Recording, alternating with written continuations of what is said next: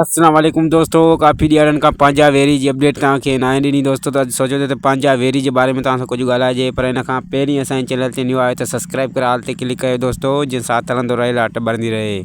जी दोस्तों, तव्हांखे ॿुधाईंदा रहूं त पंहिंजा वेरी जी ॿिएं स्पेल जी धमाकेदार शूटिंग जारी आहे दोस्तों। ऐं पंहिंजे जेको त उरूज जे तरफ़ ड्रामो हली रहियो आहे। असगर चौधरी जेको पंहिंजी भरपूर कोशिशुनि सां इहा कोशिशि करे रहियो आहे त जीअं तक़रीबन जेको आहे त ड्रामे जी जेका रिकॉर्डिंग पूरी करे ऐं ड्रामे खे ऑन ईयर करण में जीअं त तकलीफ़ न थिए।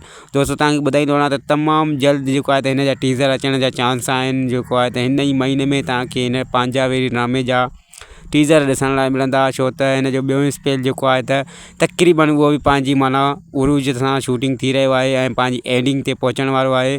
ऐं चौधरी अली असगर जॾहिं ॿियों स्पेल जेको आहे त शूटिंग जो पूरो कंदो, ट्रे में हथु विझंदो दोस्तों, त तक़रीबन हीउ ड्रामो जेको आहे त ऑन ईयर थी वेंदो दोस्तों। थी सघे थो हीउ ड्रामो बि जेको आहे त 1 जनवरी ते ऑन ईयर कयो वञे, या अञा बि अॻु में दोस्तों।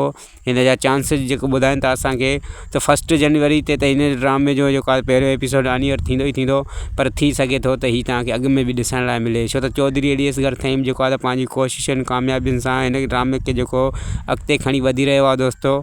ऐं तमामु महिनतुनि सां हिन जो जेको हाजन प्रेमी ऐं काफ़ी एक्टर एस भट्टी साहबु आहे, ऐं सीनियर एक्टर सतार नूआणी थी वियो। तकरार ड्रामे जी कास्ट जेका तव्हांखे मां बार बार ॿुधाईंदो आहियां त हिन ड्रामे खे जेको आहे त 4 चंड लॻाईंदी दोस्तों।